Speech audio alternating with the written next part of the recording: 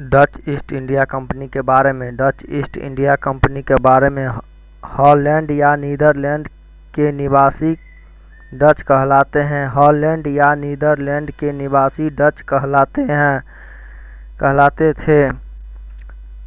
1595 ईस्वी में पहला डच यात्री हॉटमैन इंडोनेशिया के सुमात्रा द्वीप पहुंचे। 1595 में पहला डच यात्री हॉटमैन इंडोनेशिया के सुमात्रा द्वीप पहुंचे। भारत और पूर्वी देशों के साथ व्यापार के लिए डच अर्थात नीदरलैंड के संसद में कंपनी निर्माण का प्रस्ताव पारित हुआ। भारत और पूर्वी देशों के साथ व्यापार के लिए डच अर्थात नीदरलैंड के संसद में कंपनी का निर्माण का प्रस्ताव पारित हुआ। 1602 ईस्वी में New York United east India company या डच ईस्ट इंडिया कंपनी का निर्माण हुआ, जिसका आधिकारिक नाम विरिंदे ओस्ट इंडिया कंपनी था। 1602 में यूनाइटेड ईस्ट इंडिया कंपनी या डच ईस्ट इंडिया कंपनी का निर्माण हुआ, जिसका आधिकारिक नाम विरिंदे ओस्ट इंडिया कंपनी था, जिसे शॉर्ट में VOC कहते हैं। विरिंदे ओस्ट इंडिया कंपनी, जिसे शॉर्ट में VOC कहते हैं। इस कंपनी का मुख्यालय एम्स्टर्डम में स्थित था। इस कंपनी का मुख्यालय एम्स्टर्डम में स्थित था। एम्स्टर्डम का राजधानी नीदरलैंड है। एम्स्टर्डम का राजधानी नीदरलैंड है। विश्व में पहला स्टॉक एक्सचेंज शेयर बाजार, जिसे कहते हैं, एम्स्टर्डम में स्थापित हुआ। विश्व में पहला स्टॉक एक्सचेंज शेयर बाजार एम्स्टर्डम में स्थापित हुआ। यह कंपनी कॉटेज यानी सहकारिता पर आधारित था। यह कंपनी कॉटेज पर आधारित था। कॉटेज का मतलब सहकारिता। इस कंपनी के स्थापना और भारत आगमन समय मुगल बादशाह अकबर था। इस कंपनी के स्थापना और भारत आगमन समय मुगल बादशाह अकबर था। डचों ने भारत के पश्चिमी तट के तुलना में पूर्वी तट पर अधिक ध्यान दिया। डचों ने भारत के पश्चिमी तट के तुलना में पूर्वी तट पर अधिक ध्यान दिया। डच भारत से मसाला के साथ साथ सूती वस्त्र, सोरा और अफीम के भी व्यापार करते थे। डच भारत से मसाला के साथ साथ सूती वस्त्र, सोरा और अफीम के भी व्यापार करते थे। भारत में डचों के व्यापारिक केंद्र के बारे में। भारत में डचों की पहली व्यापारिक कोठी 1605 में मसूलीपट्टनम आंध्र प्रदेश में है। मसूलीपट्टनम में स्थापित हुआ। भारत में डचों की पहली व्यापारिक कोठी 1605 में मसूलीपट्टनम आंध्र प्रदेश में स्थापित हुआ। पटना में डचों की व्यापारिक कोठी 1632 में पटना कॉलेज के पुराने भवन में स्थापित हुआ। पटना में डचों की व्यापारिक कोठी 1632 में पटना कॉलेज के पुराने भवन में स्थापित हुआ। पटना कॉलेज के पुराने भवन में स्थापित हुआ। कोरोमंडल तट पर डचों के प्रधान केंद्र पुलिकट था, जहां उन्होंने टकसाल स्थापित किया। कोरोमंडल तट पर डचों के प्रधान केंद्र पुलिकट, जहां उन्होंने टकसाल स्थापित किया। पुलिकट से डचों के द्वारा सोना के सिक्का पैगोडा निकाला जाता था, जिस पर वेंकटेश्वर विष्णु के चित्र थे। पुलिकट से डचों के द्वारा सोना के सिक्का पैगोडा निकाला जाता था, जिस पर वेंकटेश्वर विष्णु के चित्र थे। पूर्वी तट पिपली, कासिम बाजार, चिंसूरा, मसूलीपट्टनम, नागपट्टनम, पुलिकट, दक्षिणी तट, कोचीन, सूरत, और मध्य में पटना। पूर्वी तट पिपली, उसके बाद कासिम बाजार, चिंसूरा। दक्षिणी पूर्वी तट या मसूलीपट्टनम, नागपट्टनम, पुलिकट, कोचीन, सूरत, मध्य में पटना। मसूलीपट्टनम 1605 में, नागपट्टनम 1610 में, पुलिकट 1610 में, सूरत 1616 में, पिपली 1627 में, पटना 1632 में, कासिम बाजार 1650 में, चिंसूरा 1653 में, कोचीन 1668 में स्थापित हुआ। निम्नलिखित क्वेश्चन भारत में डचों के व्यापारिक केंद्र के स्थापना को क्रम से सजाएं। पहला चिंसूरा, दूसरा पटना, तीसरा पिपली, चौथा पुलिकट। इसका आंसर होगा 4, 3, 2, 1। पहला पुलिकट, दूसरा पिपली, तीसरा पटना, चौथा चिंसूरा। डचों का पतन के बारे में 1741 में त्रावणकोर के राजा मार्तंड वर्मा और डचों के बीच कालाचेर का युद्ध हुई। इस युद्ध में डचों की हार हुई, उन्होंने केरल का क्षेत्र छोड़ना पड़ा। 1741 में त्रावणकोर के राजा मार्तंड वर्मा और डचों के बीच कालाचेर का युद्ध हुआ। इस युद्ध में डचों की हार हुई, उन्हें केरल का क्षेत्र छोड़ना पड़ा। भारत में डचों का अंतिम युद्ध 1759 ईस्वी में बेदरा या चिंसूरा का युद्ध था, जो हुगली नदी के किनारे डच और अंग्रेज के बीच लड़ा गया। इसमें डचों की हार हुई। भारत में डचों का अंतिम युद्ध 1759 ईस्वी में बेदरा या चिंसूरा का युद्ध था, जो हुगली नदी के किनारे डच और अंग्रेज के बीच लड़ा गया। इसमें डचों की हार हुई। डचों ने भारत के सभी उपनिवेश को अंग्रेजों के देकर 1824 में भारत से चले गए। डचों ने भारत के सभी उपनिवेश को अंग्रेजों के देकर 1824 में भारत से चले गए। डेनिश ईस्ट इंडिया कंपनी के बारे में डेनमार्क के निवासी को डेनिश कहा गया। डेनमार्क के राजा क्रिस्टियन IV ने 1616 ईस्वी में डेनिश ईस्ट इंडिया कंपनी की स्थापना किया। डेनमार्क के राजा क्रिस्टियन IV ने 1616 ईस्वी में डेनिश ईस्ट इंडिया कंपनी की स्थापना किया। इस कंपनी का मुख्यालय कोपेनहेगन था। डेनमार्क की राजधानी है कोपेनहेगन। इस कंपनी का मुख्यालय कोपेनहेगन था, डेनमार्क की राजधानी है। इस कंपनी के स्थापना के समय भारत में मुगल बादशाह जहांगीर था। इस कंपनी के स्थापना के समय भारत में मुगल बादशाह जहांगीर था। पहला डेनिश व्यक्ति एडमिरल गजेदे था, जो 1619 में श्रीलंका में अपनी व्यापारिक कोठी तरंकवेमाली में स्थापित किया। पहला डेनिश व्यक्ति एडमिरल गजेदे था, जो 1619 में श्रीलंका में अपनी व्यापारिक कोठी तरंकवेमाली में स्थापित किया। तंजौर के शासक रघुनाथ नायक ने डेनिश को तरंगमबाड़ी में व्यापारिक केंद्र स्थापित करने की अनुमति दिया। तंजौर के शासक रघुनाथ नायक ने डेनिश को तरंगमबाड़ी में व्यापारिक केंद्र स्थापित करने की अनुमति दिया।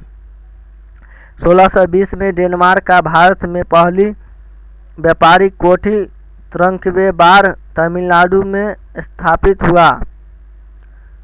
किया। 1620 में डेनमार्क का भारत में पहली व्यापारिक कोठी तरंकेबार तमिलनाडु में स्थापित किया। डेनमार्क का भारत में पहला किला डेनकबर्ग फोर्ट था। डेनमार्क का भारत में पहला किला डेनसबर्ग फोर्ट था। 1648 में क्रिश्चियन IV की मृत्यु हो गई और फ्रेडरिक तृतीय शासक बना। 1648 में क्रिश्चियन IV की मृत्यु हो गई और फ्रेडरिक तृतीय शासक बना। Danish east India company piracy यानी नकली सामान के उत्पाद से बदनाम हो गए, जिससे निरंतर घाटे होने के कारण इसे बंद कर दिया गया। Danish east India company piracy या नकली सामान के उत्पाद, पायरेसी मतलब नकली सामान के उत्पाद, पायरेसी से बदनाम हो गए, जिससे निरंतर घाटे होने के कारण इसे बंद कर दिया गया। Danish east India company piracy नकली सामान के उत्पाद से बदनाम हो गए, जिससे निरंतर घाटे होने के कारण इसे बंद कर दिया गया। फ्रेडरिक फोर ने कंपनी का नाम बदलकर एशियाटिक कंपनी किया और भारत के साथ व्यापार पुनः प्रारंभ किया। फ्रेडरिक फोर ने कंपनी का नाम बदलकर एशियाटिक कंपनी किया और भारत के साथ व्यापार पुनः प्रारंभ किया। 1670 में केरल में इक्वाटोर 1670 में केरल में इक्वाटोर, 1755 में बंगाल में सेरामपुर और 1756 में निकोबार द्वीप पर अपना व्यापारिक केंद्र स्थापित किया। 1670 में केरल में इक्वाटोर, 1755 में बंगाल में सेरामपुर और 1756 में निकोबार द्वीप पर अपना व्यापारिक केंद्र स्थापित किया। 1801 से 1814 के बीच यूरोप में नेपोलियन के द्वारा किए गए निरंतर हमले से व्यापार में काफ़ी घाटा हुआ। 1801 से 1814 के बीच यूरोप में नेपोलियन के द्वारा किए गए निरंतर हमले से व्यापार में काफ़ी घाटा हुआ। 1814 में डेनमार्क से नॉर्वे अलग हुआ। 1814 में डेनमार्क से नॉर्वे अलग हुआ। 1818 में विलियम कैरी के द्वारा सेरामपुर कॉलेज की स्थापना हुआ। 1818 में विलियम कैरी के द्वारा सेरामपुर कॉलेज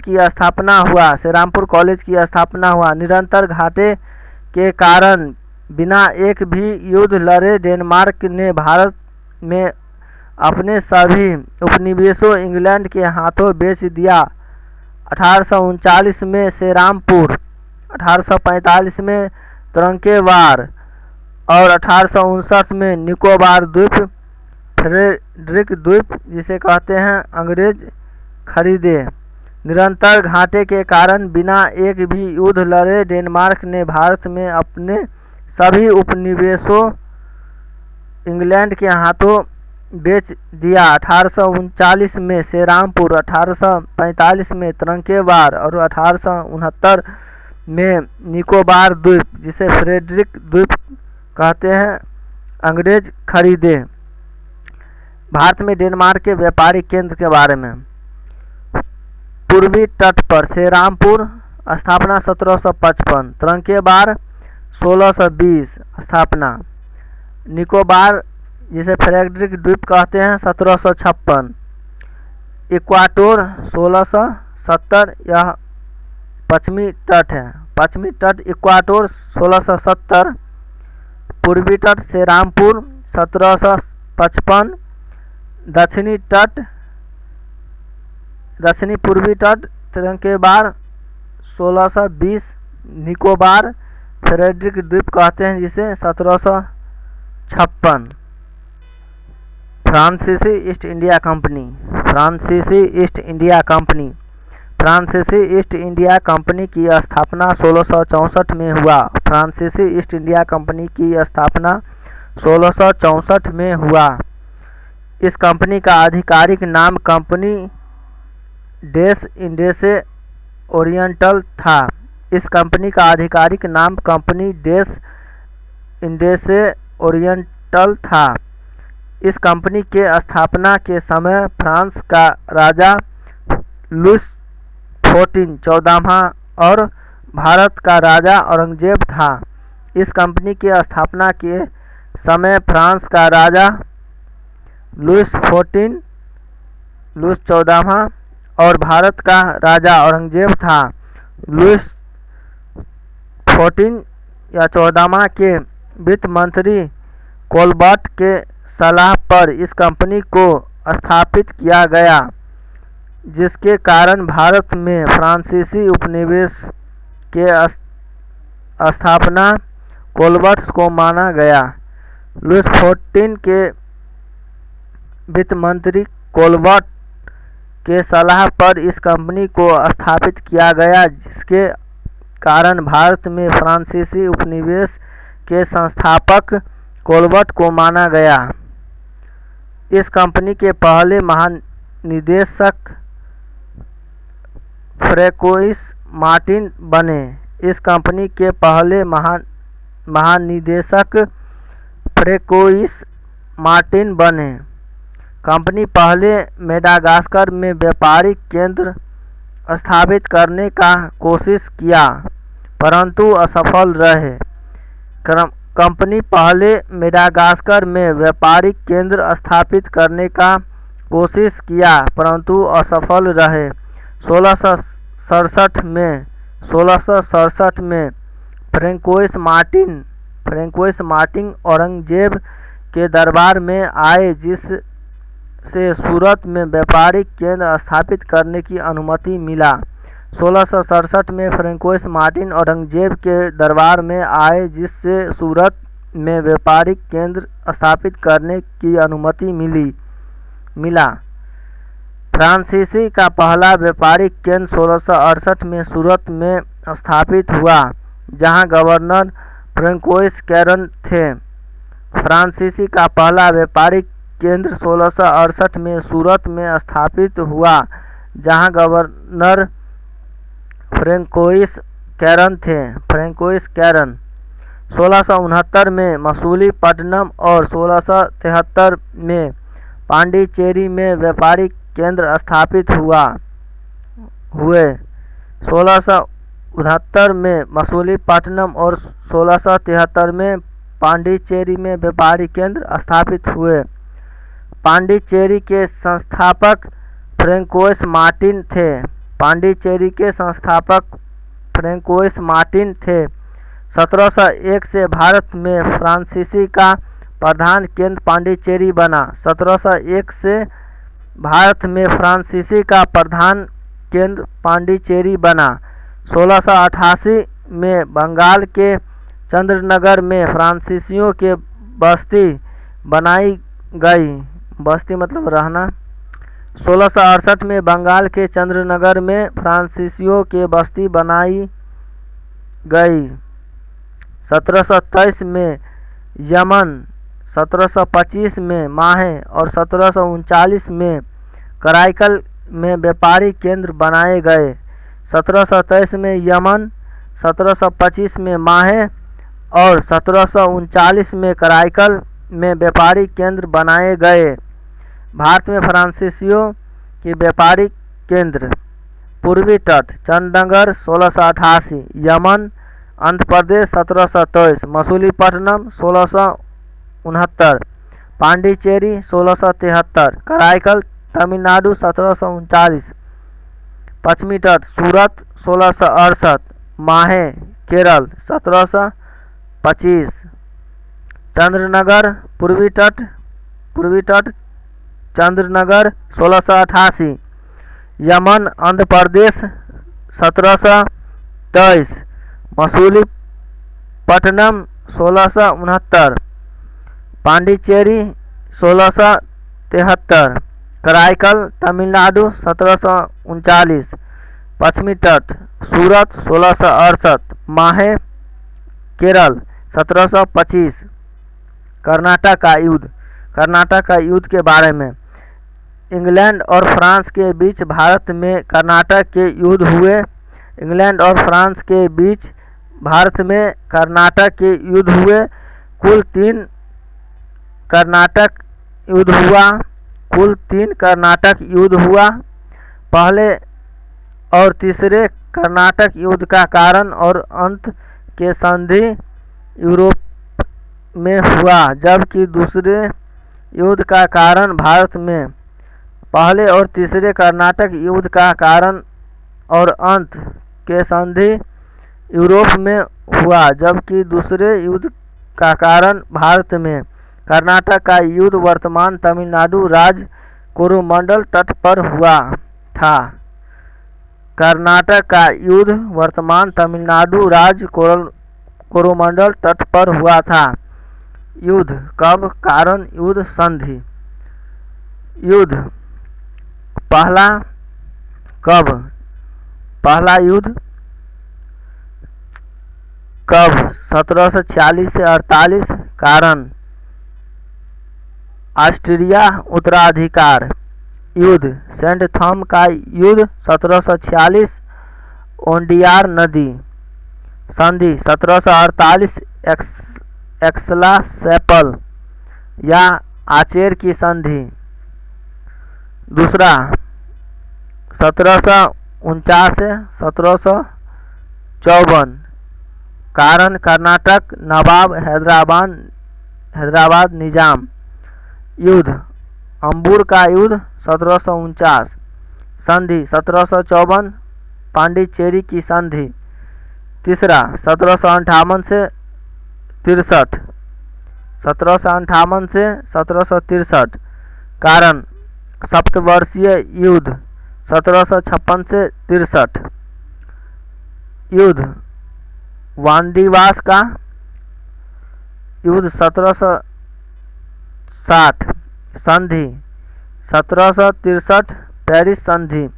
फिर से पहला 1746 से 48। कारण ऑस्ट्रेलिया उत्तराधिकार। युद्ध सेंट थॉम का युद्ध 1746, ओडियार नदी।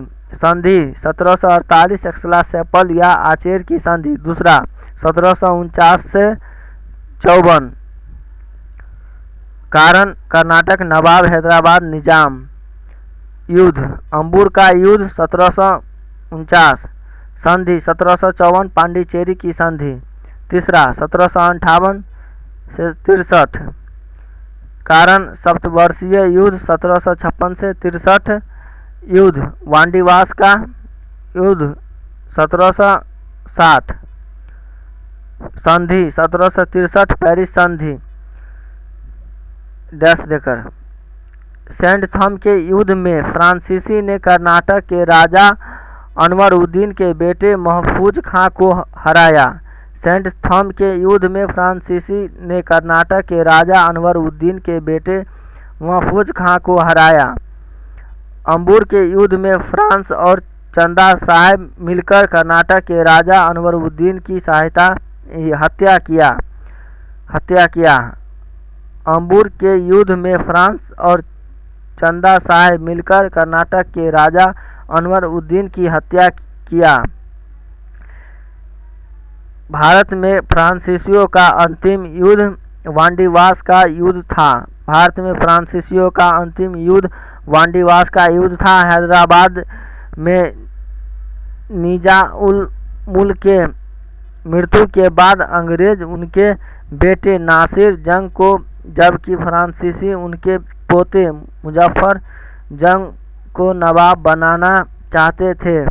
हैदराबाद में निजाउल मुल्क के मृत्यु के बाद अंग्रेज उनके बेटे नासिर जंग को, जबकि फ्रांसीसी उनके पोते मुजफ्फर जंग को नवाब बनाना चाहते थे। दूसरे कर्नाटक युद्ध के समय 1754 में डुप्ले और वापस बुलाया गया और उसके स्थान पर गोंडेहू को फ्रांसीसी गवर्नर बनाया गया, जिसने अंग्रेजों के साथ पांडिचेरी के संधि किया था।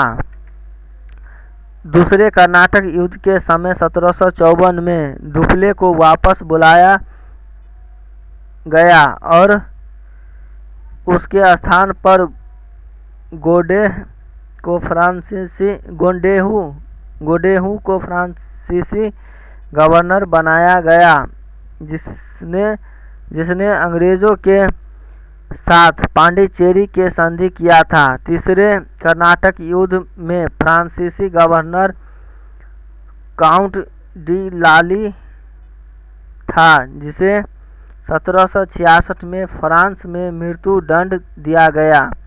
तीसरे कर्नाटक युद्ध में फ्रांसीसी गवर्नर काउंट डी लाली था, जिसे 1766 में फ्रांस में मृत्यु दंड दिया गया। वांडीवास के युद्ध में ब्रिटिश सेना का नेतृत्व आयरकूट ने किया था। वांडीवास के युद्ध में ब्रिटिश सेना का नेतृत्व आयरकूट ने किया था। Thank you.